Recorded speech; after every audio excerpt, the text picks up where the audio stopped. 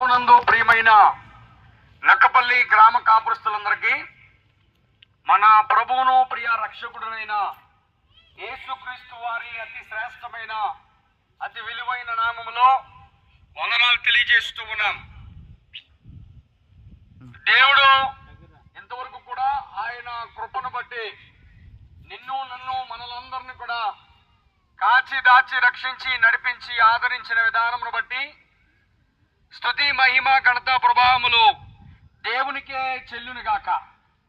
చాలా దూర ప్రాంతం నుండి మేము మీ మధ్యకు రావడానికి దేవుడు చూపించినటువంటి తన కృపా బాహుళ్యమును బట్టి దేవునికి స్తోత్రం.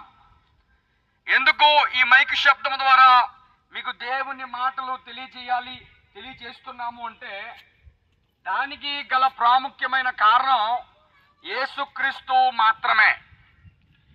ఎన్ని విధాలుగా కరపత్రాల ద్వారా అయినా, బైబిల్ ద్వారా అయినా, పాటల ద్వారా అయినా, దేవుని యొక్క వాక్యము ద్వారా అయినా, ఈ మైకు శబ్దం ద్వారా అయినా మేము దేవుని మాటలను తెలియజేస్తూ ఉన్నాం.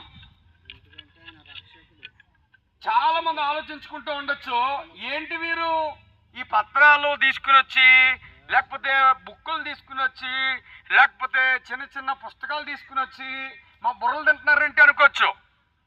ఎందుకు ఇంత ప్రయాస అంటే మేము పొందుకున్న ఆనందం ఏదైతే ఉందో, మేము కలిగిన ఆనందం ఏదైతే ఉందో, మాకు కలిగించిన దేవాది దేవుడు మాకు కలిగించిన ఆనందం ఏదైతే ఉందో, ఆనందాన్ని మీరు కూడా అనుభవించాలని, ఆనందాన్ని మీరు కూడా పొందుకోవాలని దేవుని మాటలను తెలియచేస్తూ ఉన్నాము.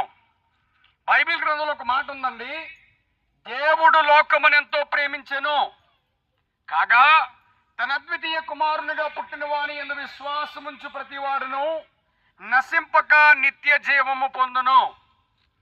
దేవుడు లోకమును ఎంతో ప్రేమించెను. ఒకసారి ఆలోచించండి, లోకమును ఎంతో ప్రేమించనంటే దేవుడు లోకములున్న చెట్లను కానీ, చేమలను కానీ, లేక నీకున్న ఆస్తి ఐశ్వర్యాలను కానీ, లేక నీకున్న పేరు ప్రఖ్యాతులను కానీ దేవుడు ప్రేమించలేదు.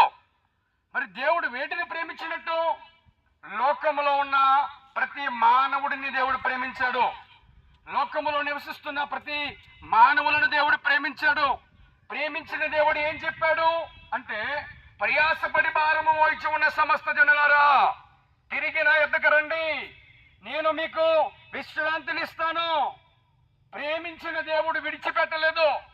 ప్రేమించిన దేవుడు నాకొద్దు అనలేదు. ప్రేమించిన దేవుడు ఇదిగో నువ్వు పాపం చేశావు, ఆ పాపిగా ఉన్నావు కాబట్టి నాకు వద్దు అనలేదు. నువ్వు ఎంత పాపం చేసినా, ఎంత దేవుడికి విరుద్ధంగా తిరిగినా, ఎంత దేవుని మాట వినకపోయినా ఆయన నిన్ను ప్రేమిస్తున్నాడు కాబట్టి నీ భారాన్ని ఆయన మోస్తా ఉన్నాడు. అందుకే ప్రయాసపడి భారము మోయిచు ఉన్న సమస్త జనులారా తిరిగి నా యొద్దకు రండి. హలో, ఉదయం లేచినది మొదలుకొని సాయంత్రం పడుకునేంత వరకు మానవుడు భారములోనే ఉన్నాడు, బాధలోనే ఉన్నాడు. ఏదో ఒక బాధ. ఏ బాధ? కుటుంబ భారము, అనారోగ్య భారము, లేకపోతే బాధ అనేది ఒక భారము, శ్రమ భారము, ఏమంటే ఇబ్బంది ఒక భారము, కలిమి ఒక భారము, లేమి ఒక భారము. కలిగి ఉన్నది ఏదైనా సరే భారమే. ఆ భారములో నుండి నీవు నేను మనము తప్పించుకోవాలి అంటే యేసుక్రీస్తుని సొంత రక్షకునిగా అంగీకరించాలి. భారము భరించే దేవుని దగ్గరికి రావాలి. ప్రేమించిన దేవుడు నీ భారాన్ని మోస్తా ఉన్నాడు. నీ భారాన్ని మోసిన దేవుడు ఏం చేస్తున్నాడు అంటే, బైబిల్ గ్రంథంలో ఒక మాట ఉంది, నేనే మార్గమును, నేనే సత్యమును, నేనే జీవమును, నా ద్వారా తప్ప ఎవడును పరలోక రాజ్యములో ప్రవేశింపడు, తండ్రి దగ్గరికి చేరడు. తండ్రి ఎక్కడున్నాడు?